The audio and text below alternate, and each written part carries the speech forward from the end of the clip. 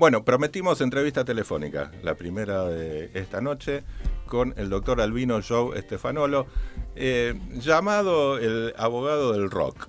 ¿Por qué? Porque, bueno, defensor de muchas personas vinculadas al ambiente del rock, desde, qué sé yo, Los Violadores a Andy Chango, desde mi querido amigo Pipo Chipolati hasta Andrés Calamaro, pero él inició, digamos, un poco su carrera dentro de esto que nos compete, defendiendo al guitarrista de Los Abuelos de la Nada, a Gustavo Basterrica. Para nosotros también es muy común hablar del fallo Basterrica, como decía Mari, ¿no? La cuestión de Canabitácora con 2N. Bueno, pero el fallo Basterrica, en el año 1986, la Corte dictó la inconstitucionalidad del artículo por el cual habían detenido, por tenencia, ¿no?, para consumo, al músico que en ese momento, bueno, Los Abuelos de la Nada eran una de las bandas top del rock nacional. Para hablar de todos estos temas, y obviamente porque estuvo en Rosario hace muy poco en el Congreso sobre Narcotráfico, donde lo fuimos a escuchar, y ahí quedamos en realizar una entrevista que no se dio en las semanas siguientes, pero hoy pudimos realizarla. Joe, ¿estás ahí? Buenas noches. Acá estoy, ¿cómo andan? ¿Cómo están? Bien, perfecto. Claudio, Bueno, Agustín y Maricruz, te saludamos. Bueno, gracias. saludos para los tres Un y para honor. todos los que escuchan. Y muy contento de haber estado en Rosario, ¿eh? La verdad que pasé una jornada hermosa en un lugar en el cual vi y sentí las ganas de la discusión, del debate, y esa cosa que hoy no debemos perder ante unas circunstancias que no son las mejores para los que queremos pensar y queremos cambiar las historias, ¿no? La verdad que ese clima efervescente y de discusión es el que tenemos que fomentar, y creo que esa jornada fue para eso. Bien, jornada que se realizó en la Facultad de Derecho, nosotros la comentamos en su oportunidad ya hace un par de semanas atrás. Y bueno, hacer un poco de recorrido, hacer un poco de historia, Joe, en relación a cómo fue que, bueno, tuviste la oportunidad de salir en defensa, en este caso del Vasco Basterrica, y todo lo que vino después, ¿no? Y el Vasco tenía la sana intención de pelear hasta el final, y eso fue fundamental, porque en estos casos, lamentablemente, cuando tenés una condena en suspenso y la cosa se cierra, la mayoría de las personas es como que no quieren más, ya está, se terminó, bueno, basta. Y era la mayoría de las historias que teníamos en ese momento, ¿no? Las tenencias terminaban con una pena en suspenso, salvo en los casos en los cuales había antecedentes y esas penas eran de cumplimiento efectivo. Bueno, ahí había algunas otras discusiones, pero por lo general la gente se cansaba. La justicia tiene la virtud de cansarte también. Pero el Vasco no, el Vasco justamente dijo él que quería pelear, que quería luchar cuando era la única opción que había, que era esa, recurrir a la Corte. Dijo, sí, yo quiero hacerlo. Y para sorpresa nuestra, porque no éramos los que más creíamos que podíamos ganar, él tenía mucha fe. Y bueno, la fe del Vasco creo que nos llevó a tener nosotros también fe y a llegar con Graciela a conseguir ese fallo que fue tan bueno, ¿no? Sí, teniendo en cuenta incluso que a la Corte llegan muy pocos fallos, ¿no? Claro, no, la Corte, viste, tiene, primero que no tiene plazo, ¿no? La vieja frase de la Corte, no tenemos plazo; la segunda, no te admito los recursos; y la tercera, generalmente no te doy la razón. Con lo cual, es muy complicado, ¿no? Es muy complicado. Yo creo que el espíritu de época ayuda, el espíritu de época, no te olvides que esto, Sí. con la Corte de Alfonsín, el juicio a la Junta, en ese momento también se discutía la ley de divorcio, había todo un clima de época que algunos llamaban la primavera alfonsinista. Bueno, había un espíritu de mejora, veníamos de años negros, muy negros, y generalmente lo opuesto, que es el blanco, cuando el negro triunfa, también triunfa el blanco después, ¿no? Así que bueno, el espíritu de época fue importante, y el estar y presentarlo y la fe de él. Y bueno, como yo siempre digo, podía haber sido otro y no Basterrica, pero que fuera Basterrica para mí tiene el alto valor de que él se lo merecía, y que además abrió un camino para muchísima gente, ¿no? Y el Vasco está muy contento de tener un fallo. Joe, en términos jurídicos, ¿qué recordás como tengo que ir por este lado, tengo que utilizar en términos jurídicos, ¿qué veías en otros lugares? ¿De dónde te dateaste? ¿Qué es lo que pergeniaron en términos jurídicos para que sea el fuerte del fallo Basterrica? No, en realidad es una cosa muy clásica. Nosotros hablábamos del principio de reserva, de un Estado que no se debe meter en las conductas de los ciudadanos. Me parece que lo perdimos. ¿Puede ser, Esteban? ¿Puede ser, Esteban? Hola. Sí. Ahí estamos. Ahí está, perdón. Principio de reserva, decías, perdón. Se va la señal. Te decía, el tema que los ciudadanos puedan elegir, por ejemplo, qué consumir. No hay un Estado que te tutele, no hay un Estado que te indique, no hay un Estado que sea el padre tuyo para indicarte qué hacer y qué no hacer. En definitiva es lo que dice la Constitución. Son acciones privadas exentas al control del Estado y los magistrados. Y bueno, en base a esa simple concepción de la Constitución se basó nuestra petición, ¿no? Y ahí estaba en una cosa simple, muy clara y muy concreta, pero que bueno, que obviamente los juzgados inferiores no respetaban, ¿no? Y la Corte 3 a 2, con lo cual de 5, 3 a 2 te indica lo peleado que fue y las dos otras posturas que decían lo contrario, ¿no? Claro. Y te devuelvo a lo que respondías antes. ¿Crees que tiene que ver con un momento de época donde sí el Estado se metía, te pateaba la puerta, te llevaba a tu gente? O sea, y esto era otro momento y era también forma de la Corte decir este es otro momento. Yo creo que tiene que ver el espíritu de época. Siempre, en cada instancia jurídica vos ves eso. Hay momentos en los cuales vos ves la adversidad para los planteos o ves el mejor clima para los planteos. Eso está, eso es indudable. Pero igualmente un 3 a 2 te indica que la cosa era por un voto, ¿no? O sea, no se ganó un 5 a 0.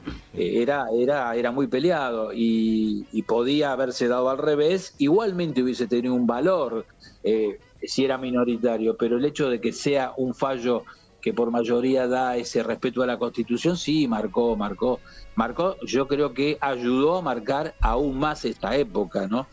Es un paso más en una época de garantías y derechos, ¿sí? Lo veo por ese lado también. Creo que es una buena posibilidad de seguir pensando que las épocas también las marcan los hombres, ¿no? Justamente, Joe, buenas noches. Qué buenas gustazo noches. Estar hablando con vos en este momento, no lo puedo creer. Lo mismo digo. La pregunta iba, digamos, tomando un poco esto que venías diciendo del clima de época en el que se cultivó o en el que surgió el fallo Basterrica, que venía de un momento bueno el término cultivar, está bueno el término cultivar. No puedo salirme de mi papel de cultivar. Muy bueno. Gracias. Porque se cultiva también, se cultiva. Exactamente, digamos, vos arrancaste diciendo que veías muchas ganas de discutir en el Congreso el otro día sobre el narcotráfico. Sí, lo viví en el café, lo viví en la calle, sí, lo viví adentro, lo viví afuera, por eso te digo, sí. Bueno, sí, totalmente, es que yo, digamos, siento que luego de años de dar por sentadas muchas discusiones, realmente ahora se está volviendo a tener una mirada respecto sobre la política criminal, sobre las conductas que tienen los usuarios de drogas en general y sobre la conducta de qué tipo de derecho constitucional queremos. Quería preguntarte cómo ves el clima de época ahora para plantear estas discusiones en Argentina en general y en Rosario en particular, teniendo en cuenta que hace muy poco, menos de un año, que tenemos una ley de microtráfico funcionando en la provincia. Y muy complicado, ¿no? Desde que Petri dio esa reforma que prohíbe, que impide, por ejemplo, gozar de libertad condicional a las personas que tienen penas por un artículo 5º, ¿no? Inciso C, que es en definitiva un claro desmedro de confundir eso con el narcotraficante clásico, ¿no? Es un pibe que por ahí pasa un papelito, cae en ese artículo y no goza condicional, ¿no? Y lejos está de ser un narcotraficante. Pero bueno, así quedó redactado y los jueces lo están validando, por ejemplo, no hay nada que lo tire abajo, ¿no? Todavía está firme ese criterio de la ley Petri. A partir de eso ya tenés un criterio de época muy malo para los planteos, para las plantitas, los pibes que tienen el autocultivo, ¿no? Están siempre al borde de una prisión y están al borde de una prisión que no tiene condicional. Muy complicado. Y por otro lado hay algunos fallos, yo los he conseguido, que dicen todo lo contrario. entonces tenés por ahí fallos, tenés situaciones de personas que han tenido un fallo, pero eso no cambia, hasta que no cambie la ley, Es que estamos sí. en eso, estamos en uno que sí, uno que no, que Es yo que le llamo la ley de la perinola. es la interpretación de cada, digamos, de cada funcionario Claro, la público frente perinola, a... yo lo llamo Sí, así concretamente. Es más, sí, escribí en una revista jurídica hace muchos años ese tema y les pareció muy raro que un tema jurídico. Yo puse toda la perinola, es decir, yo ponía el ejemplo de una persona que iba en un micro. Entonces, para darles el ejemplo, que iba pasando por distintas ciudades, y entonces en una ciudad por ahí lo dejaban pasar adelante, en otro lo metían en cana, en otro no le daban la condicional. Y en otros Siempre la llevaban misma persona, talco, con el mismo ¿no? bolsito, digamos, ¿viste? Era un ejemplo de un transeúnte por ruta, ¿viste? Bueno, eso hoy es un tema de clima de época, ¿no? Pero bueno, la ley está ahí dando vuelta, la reforma, siempre la tenemos cerca. Los proyectos hablan de despenalizar, sí, está.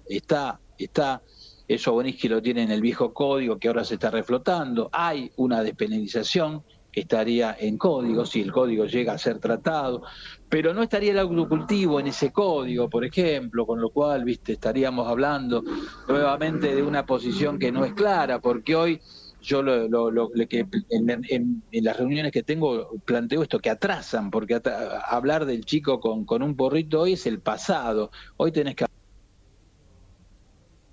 Ahí se nos cortó de nuevo, se nos va la señal. Tenés que hablar del autocultivo de nuevo como elemento, ¿no? Lo novedoso, el chico con el porrito y demás ya era aquello de muchos años atrás. Hoy tenés que tratar de legislar para que ese autocultivo, que además es una lucha contra el narcotráfico, porque es claramente una lucha contra el narcotráfico, sea dentro de ese ámbito privado permitido, ¿no? sí, recordemos Bueno, que es el artículo 5 de la ley de drogas que habla sobre la siembra y la tenencia de semillas, digamos, que Claro, serían claro, infracción. bueno, eso dentro del quinto tenés muchísimas variables, Sí, ¿no? Es sí, decir, todos los incisos, todos los verbos todas las tenés ahí. conductas. Las conductas, digamos, las conductas de suministrar, bueno, Sí, facilitar, sí, bueno, tenés todas las variables. sí. La tenencia en sí Tenencia, debería buenísimo, estar ¿qué es tener? incorporada a la tenencia y el autocultivo. Yo lo que agregaría, lo he discutido incluso con Borinsky, ¿no? Él tiene la idea de la tenencia no será penada, bueno, yo decía, y agregar y autocultivo. Esa frase permitiría que se asimile el tener un porrito al tener las plantas. Y como siempre en la ley de drogas nunca se habló de cantidad, eso hasta ahora, y creo que en esta reforma tampoco, deja librado al buen entender o al criterio de cada uno, pero no se habla de 20 plantas, 15 plantas o 9 plantas como por ahí en la cuestión administrativa se decidió. Porque también es arbitrario, vos pues, si tenés 9 y tenés 10 ya no estás en regla, por ejemplo. Claro. Si tenés 10 y marca 9, a eso me refiero. Sí, Y te salís pasás de ser la excepción Claro. a estar punible por la ley Además penal. ahí hay un criterio botánico, viste que el criterio botánico tampoco se entiende, porque hay que ver la capacidad de las 9, ¿no? Es decir, a veces tenés 9, pero no, hay que ver la cuestión botánica también, ¿no? El hecho de que eso, la diosa naturaleza le dé vida. Bien, saltamos unos años, no muchos, pero mencionabas el porrito. Qué dolor de cabeza que le trajo a Andrés Calamaro haber dicho eso, Sí. ¿no? Y cómo fue todo ese proceso para hablar de otro de los casos, más allá del caso Basterrica, que obviamente sienta jurisprudencia y bueno, seguramente lo deberás tener colgado en algún lado como un hito dentro de esta lucha por los derechos, ¿no? de las personas. El otro caso mediático emblemático fue el de Andrés Calamaro. Sí, ese es un tema que tiene que ver con también la libertad de poder hablar, la libertad de opinar, la libertad de expresar. Tenía mucho de eso, ¿no? Y sobre todo la locura, además de confundir, Andrés se lo confundió en un hecho que era positivo en su actuación para evitar un desastre, y se lo toma por una frase, o sea, se olvidan de lo que él logra, que es que un recital termine en paz, cuando se desmadró, no por culpa de él, obviamente, y él lo pone en caja, se termina bien y hay una denuncia por 3, 4, 5 palabras que él dijo. Y eso llevó 10 años de juicio, con lo cual 10 años y medio. Bueno, la verdad que es una cosa sin sentido, que sí, Andrés bancó con la mejor onda posible, pero 10 años y medio te van gastando, ¿no? Lo único positivo, lo único bueno es un final a toda orquesta estar acorde con un músico, en la cual el fiscal pide perdón a Andrés Calamaro y, bueno, en representación del Estado le da su posición de que va a pedir su absolución, pero también le pide perdón por lo que le hicieron vivir. Eso no se da nunca, la verdad que es un tema, yo creo que Andrés tiene tal vez el único absuelto con perdón, ¿no? Claro, con pedido de perdón. La parte de reparación, que para muchas personas usuarias de drogas es algo pendiente. Yo Sí. Pregunta hablabas de clima de época Basterrica, año 86, no pasan muchos años y ves que la Corte hace Montalvo. ¿Qué pensás de Montalvo? ¿Qué te otro pasó en la cambio de cabeza? época. Y ahí teníamos la visión de la guerra de las drogas de Estados Unidos, ¿viste? Teníamos con una relación relaciones carnales, como definía el canciller Di Tella en aquella época. Estábamos con esa política y en ese marco nada mejor que demostrar que Argentina era dura en el tema de drogas y la Corte, que era absolutamente menemista y coherente con la política de Carlos Saúl, bueno, dio un fallo totalmente contrario a Basterrica, ¿no? Y ahí siguieron las luchas, bueno, cambió la ley, vino una ley que permitía algunas variables, que generó contradicciones como por ejemplo hablar de un tratamiento obligatorio que dé éxito y a partir de eso entonces darle a la persona la posibilidad de que se lo sobresea, ¿no? Y ahí discutíamos cómo va a ser un tratamiento que dé éxito, es una contradicción, es decir, nadie que pueda tener un problema, en definitiva, y acude a una ayuda o lo que fuere, puede tener la seguridad que va a dar éxito. Además hay cuestiones que no tienen que ver ni con el tratamiento ni con el éxito, porque hay consumos sociales, hay consumos que no tienen que ver con ningún tipo incluso de adicción. Sí hay adicciones que son muy fuertes, sí hay cuestiones de consumos problemáticos. Bueno, un tema muy complicado que no se podía resumir con una norma que dijera semejante pavada, ¿no? Y es la que tenemos vigente todavía. Así que bueno, pero eso lo hemos ganado a través de muchísimos fallos, los jueces lo fueron dando como que no tenía sentido, y se fue ayornando, digamos, de nuevo, de hecho, a trabajar con principios como la exigua cantidad y un montón de cuestiones que fueron dando a la ley un límite, pero siempre vigente y con jueces que no opinaban eso y que te podían detener tranquilamente. Es que sí, volvemos a lo mismo. Y todavía ocurre, Claro, hoy. volvemos a lo mismo del tema de la interpretación, de la cuestión del clima de época, de cómo la justicia va a actuar, de quién está siendo acusado o acusada frente a la justicia. Sí. La perinola, como decís vos. La perinola pero claro... Una vez discutí con una procuradora de la provincia de Buenos Aires, me acuerdo, en un programa, y se enojó mucho porque ella estaba con una política que decía que no había detenidos, yo le decía que sí, y me dice no, bueno, y yo le planteaba a la gente con antecedentes, cuando vos tenés antecedentes las penas no pueden ser en suspenso, entonces las penas eran de cumplimiento efectivo y ahí había detenidos, y bueno, ella no tenía claro ese principio y bueno, lo discutimos y al final cada cual mantuvo lo suyo, pero en definitiva la procuradora me hablaba de un mundo ideal en el cual no estaba incluido muchos de mis clientes, y la mayoría de los ciudadanos de la provincia, al menos en ese momento. Pero bueno, todo eso marca que el cambio de ley debe existir, no quedarnos en los fallos, ¿no? Yo, que tengo la suerte de poder nombrarte un montón de fallos, te diría que no es la solución es cambio de ley, una ley que es para todos, no un fallo que es para uno. Uh-huh. Esto se menciona mucho, Eugenio Zaffaroni hace poco dice, avanza más el Poder Judicial en términos de mover la ley de drogas que la propia legislatura, ¿no? Esto es así. Obvio, bueno, Zaffaroni habla con propiedad y ha colaborado con sus pensamientos jurídicos en modificar para bien un montón de cuestiones, pero y hay muchos jueces también que podría nombrarte, pero eso es una cuestión de perinola, depende de dónde vayas, depende de quién te toque, la opinión puede ser fiscal en contra, juez en contra, apelación en contra y terminas en galera, como decía mi abuelo. Pero incluso también pienso, ¿no? Hay canales y personas que tienen voz pública y que, bueno, están embarrando la cancha, por así decirlo, de una manera tremenda, confundiendo términos. Por eso, vuelvo a lo mismo. Creo necesario que en este clima de época en el que se mira con mal ojo, a la política entendida en términos de la gente que vive de la política, de todo lo malo que puede tener, se pierde la riqueza del encuentro y del poner en discusión ciertos puntos de vista respecto de algo en pos de una mejora de la mayoría. yo siento que el Poder Judicial, digamos, que es por ahí lo que nos convoca en este momento, no ha hecho números, no ha hecho investigación, no generó evidencia para abonar a la discusión sobre un cambio a la ley de drogas. Y lo siento, digamos, que es una cuestión, una deuda pendiente de la justicia federal colaborar en esto, porque a la vez algo que le quita o le suma trabajo que le quita importancia a cuestiones que son mucho más importantes, como la corrupción, por ejemplo. Uh-huh. Y algo que es de sentido común, si se quiere, pero que no se pone en discusión. ¿Vos qué pensás al respecto? No, te digo, cuando hacemos las famosas reuniones que hemos hecho tantas y activistas y pensadores, médicos, psicólogos y demás, sí, la parte de justicia es muy limitada. Hay pocos militantes de idea dentro de la justicia que se juegan a dar una opinión, ¿no? Están más encerrados dentro de un circuito propio. Es como que entre ellos sí, por ahí tenés 2 o 3 que se reúnen y por ahí te permiten, cuando te conocen y hay una trayectoria de tu lado, escucharte.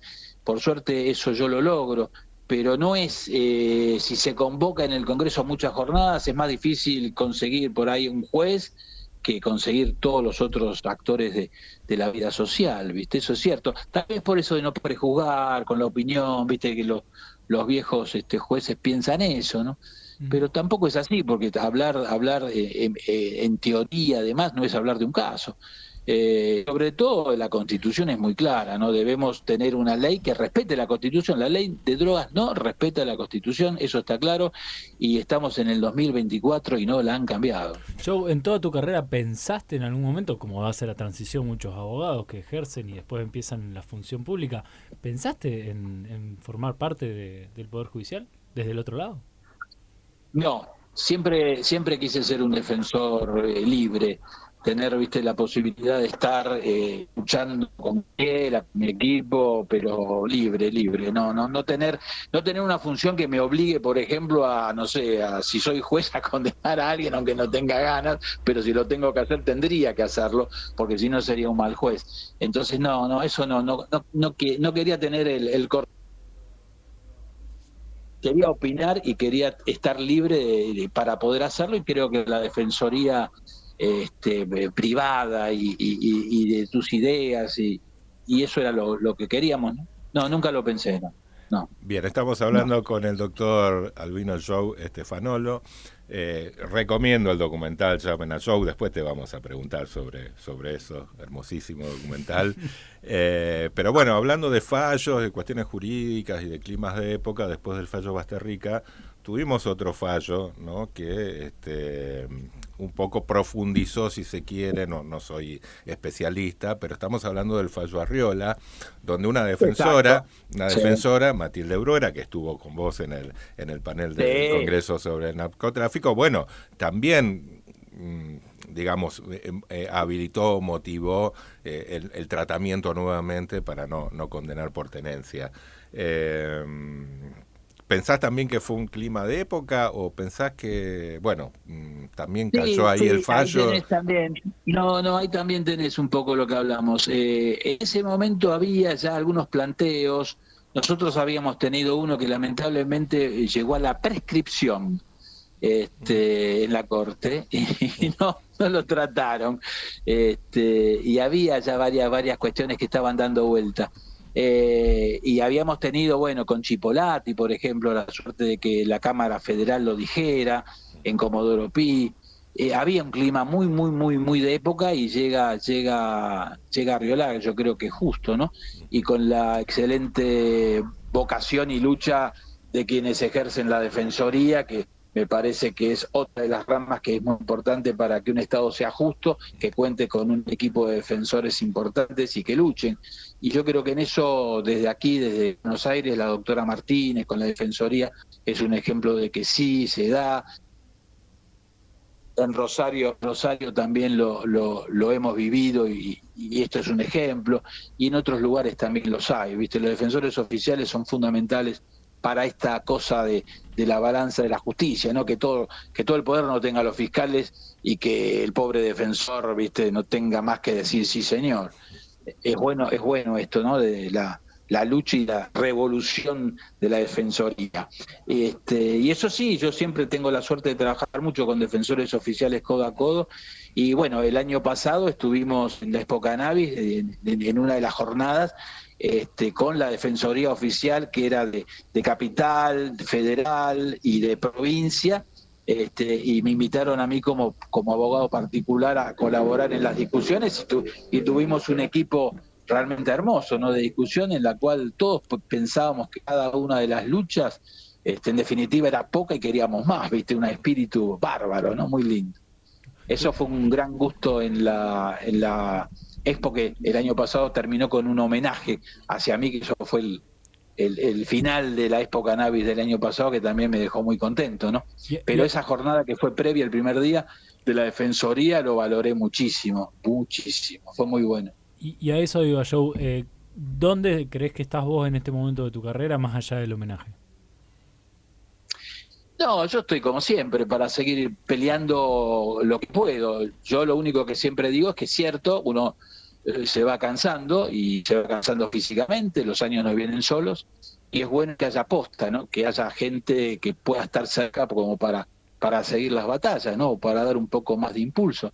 Pero creo que eso no se cambia, las ganas de modificar y de cambiar, y el anhelo de ver que una ley nueva diga algunas cosas mejores en el tema drogas, por ejemplo, y en el tema de las libertades, y en el tema de los allanamientos injustos, y un montón de cuestiones que hacen a las prisiones preventivas, en fin, esas cosas que a mí me parecen un Estado de Derecho en sí, el respeto a la privacidad, bueno, todos esos conceptos básicos que a través de mi carrera he tenido y sigo teniendo. Creo que terminaré con eso, ¿no? Terminaré un día cuando apague la luz, tratando de conseguir algún fallo. No sé, veo eso. Claro. Pero sí necesito ayuda, y muchas veces la pido a los más jóvenes como para que se metan y manejen, porque uno se va cansando, ¿sí? Claro, claro. Y hay una escuela Stefanolo, digamos. no, hay gente que tuvo la suerte, sí, viste, me sigue, o de pronto escucha y toma y me pregunta, y nos reunimos, y siempre está eso, viste, la cuestión de las reuniones, los encuentros, los cambios, las modificaciones, y bueno, en eso siempre trato de estar, y a los chicos le sirve, sin duda, claro. Sin duda, claro. Sí. No, y eso a mí me deja muy contento. Yo pensaba, porque también hay una, ¿te acordás la peli de Jack Black, que era la Escuela del Rock? Bueno, claro. ¿por qué no una escuela de Stefanolo? Sí, sí. Yo estoy para anotarme la escuela. El llamen a yo, que un poco de esa historia, ¿viste? Y cuando, qué sé yo, muchos defensores, incluso fiscales que han ido y demás, que han compartido conmigo las distintas posibilidades de verla, bueno, fue muy lindo eso también, porque el reconocimiento de los actores de la justicia, con los cuales muchas veces discutí, otros con compartir luchas, veían eso, y era como que se reflejaba un poco las distintas batallas que nuestro director eligió, y es un poquito una muestra de todos estos años, ¿no? Eso también fue lindo, ¿no? El año pasado fue un año de mucha alegría, con la repercusión emotiva, diría yo. La repercusión emotiva de la película, ¿no? Eso también fue bueno. Y hablando de la película, ¿cuál fue tu primera impresión cuando el director no sé cómo fue que te ofrece, con la cámara, hacer un documental? ¿Pensaste que...? No, primero y principal, viste, esto duró mucho tiempo, esto de aquí a pulmón, cosa muy artesanal, pero primero decía que va a ser aburrida, decía yo, viste, ¿para qué? Qué sé yo. Yo tenía ese miedo, aburrir, o que fuera aburrido. El mundo del derecho muchas veces es aburrido, pero bueno, depende de cómo se tome. Tampoco, viste, hacer una cosa que fuera un paso de comedia. Pero sí, se hizo de a poquito contando diversas historias, y se hizo así, a pulmón, y así salió, ¿no? Yo creo que salió un trabajo muy digno, un trabajo que tiene mucha autenticidad, ¿no? Eso es lo que hablábamos con la gente cuando hacíamos el viejo cine debate también, sí. Lo hemos hecho varias veces, o en la Facu, que fuimos a a invitados a quedar la película a hablar con el director, ¿viste? Y debatir como las viejas historias de los 60 en el Café La Paz. Y el bar Ramos, después de las películas de Berman, que se discutía, ¿viste? Hasta las 5 de la mañana a ver qué pasaba. Esto no era tanto y no es tan pretencioso lo mío, pero sí se discutía un rato largo sobre algunas de las cuestiones que se veían, ¿no? Que eran más sencillas y más claras que Berman, por cierto. Nada, increíble. Buenísimo. Ya nos inscribimos en la escuela de show. En la escuela. Sí. La última Dime. show para ir Dale. cerrando, y te agradecemos Claro, si no, muchísimo, claro. obviamente, No, por favor. estar con nosotros en el programa. Hablamos mucho de clima de época. Bueno, y no puedo dejar de preguntarte qué sentís en este clima de época que estamos viviendo. Mira, mucha preocupación porque también ahora cumplimos 20 años de Cromañón. Y en función de Cromañón estamos participando en distintas historias de recuerdo y hemos hecho ya algunas apariciones de proyectos que se están haciendo, que creo que los darán para la fecha. Y las preguntas que me hicieron, tenía que ver con el rol del Estado en todo esto que tenemos en Cromañón, estamos hablando, ¿no? Uh-huh. Y decía que justamente una de las cosas que para mí en Cromañón es la mala habilitación del lugar, que eso se da mucho antes. Bueno, una historia que no tiene nada que ver con lo que pasó ese día, pero ya arrancó con una habilitación que si hubiese sido correcta no se hubiese habilitado. Entonces ya ahí tenés un problema. Pero lo de hoy, con un Estado ausente absoluto y total que se corre, con un topo que lo quiere destruir, estamos provocando la posibilidad de que los cromañones existan en grado sumo. Autopistas sin luz, trenes sin seguridad, alimentos sin controlar, en fin, de regulación. Claro, elementos que son el Estado tiene que estar presente y tiene que colaborar en este control que es la vida cotidiana de la gente. Yo tengo que salir a la calle creyendo que la calle existe y que hay un semáforo y que me van a proteger. No salir a la calle sin saber si hay semáforos, si hay calles, si hay asfaltos, si las rutas están bien. Bueno, todo eso en definitiva es una situación que un Estado ausente genera. Y que la gente lo piense, porque todo el mundo está a favor de recordar Cromañón y decir que no pase nunca más. Y todos votamos porque así sea, y a mí que me tocó vivirlo desde dentro en el juicio, sé que ese horror fue mucho peor de lo que la gente cree. Y por lo tanto, es bueno que la gente sepa que el horror de un Estado ausente puede generar muchos cromañones.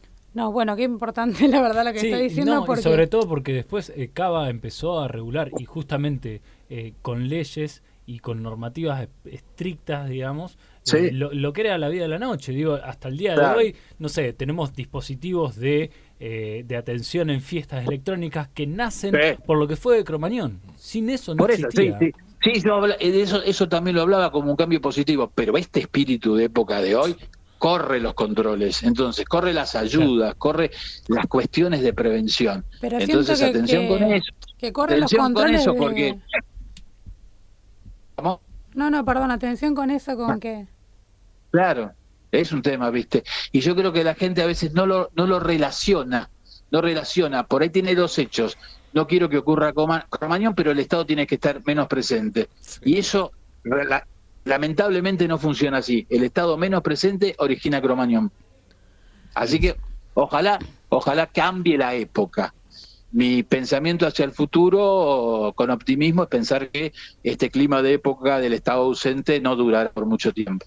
No, yo creo que no va a durar por mucho tiempo mientras nos animemos a discutir algunas cuestiones que es esto. Claro, que el Estado se está ausentando en términos de libertad. Con la elección de la gente, no, por eso. Nosotros siempre democráticos, con la elección de la gente. Por eso es bueno que digamos, o que puedo decirlo con propiedad por haberlo vivido, que ese Estado ausente noto que puede provocar Cromañón. No, totalmente, entonces, ahí, comparto al 100%. La gente vota. Claro, la gente vota. Y cuando voten, que piensen, yo creo que es lo más importante. No te digo un Estado que te oprima, no estoy de acuerdo. No, pero no un queremos un ausente Estado tampoco. paternalista Obvio. tampoco, digamos. No, no paternalista queremos que el te otro oprima. extremo, claro, exactamente. Pero bueno, es importante que el Estado regule las conductas más si aún las cree peligrosas, como esto, como es manejar, como es el espacio de la nocturnidad. Digamos, hay muchas conductas que traen peligro aparejado y que está bueno que el Estado esté presente en eso. Y digo también de que podamos repensar y discutir nuevamente algunos términos que tienen que ver con esto, con la libertad, porque nosotros, digamos, este Estado llegó con un discurso que nosotros también estamos acá tensionando, estamos hablando de la libertad, del principio de reserva, digamos, en otros términos, es otro término, es el mismo término, pero diferentes miradas, y está bueno el ejercicio de discutirlo y llevarlo de un extremo a otro, para poder buscar los matices que necesitamos para poder regular correctamente las conductas que creemos peligrosas. Por supuesto, el espíritu del principio de reserva es para que el Estado no se te meta en tu casa, en tu cama, con quién tenés que dormir, con quién tenés que tomar. Eso es lo que no hay que permitir. Eso no hay que permitir, pero también necesitamos un Estado que nos controle las rutas, controle los trenes, nos controle los aviones. Se fije si eso cuando yo voy a subir funciona. Si nadie lo mira, es el empresario solo. Atención con eso. El control tiene que existir en eso, el alimento que vos ingerís. Eso es imposible, ahí no hay principio de reserva, es una comunidad que pide control para no morir, para no enfermar, para agua potable. Ese es el tema. Entonces, el principio de reserva en nuestra vida a muerte. Tenemos que luchar para que exista. La ley de drogas debe cambiar. El Estado no debe meter en tu historia. Pero a su vez demandarle al Estado que sí nos cuide. Sí, la vida colectiva, exactamente, porque la vida en sociedad hay que estar regulada. Claro. Una... Ahí tenemos... yo no puedo creer, se nos cortó justo. ¿Sigue? ¿Ahí? ¿Estás ahí? Una cosa es un accidente y otra cosa es que yo vaya y tenga la suerte de no tener un accidente. ¿Te das cuenta? Qué afortunado que fui. No tuve, pero es al revés. Qué mala suerte un accidente. Entonces la regla es que yo voy a ir por una ruta que está cuidada. Estamos teniendo una ruta que me va a permitir ir y volver y llegar a mi casa. Pero bueno, creo que eso es un tema para discutir mucho. Las opiniones son todas válidas y en definitiva de lo que piense la mayoría o lo que exija la mayoría, porque la sociedad puede exigir tranquilamente controles y pedir ayuda en lo necesario para tener una comunidad organizada. Eso está muy claro, ¿viste? Sí. No hay que perder de vista el poder colectivo. Es una cuestión de voluntades. Cuantas más voluntades van para un lado, la balanza se inclina. Y el principio de reserva en la Constitución a muerte. Joe, buenas noches. Muchísimas gracias. Ha sido un lujazo. Gracias a ustedes. Un cariño grande. Y bueno, Rosario siempre estuvo cerca. Como dice el querido Fito. Gracias, Joe. Que tengan una linda noche. Gracias, chicos. Un abrazo grande. Hasta la próxima. Adiós. Gracias.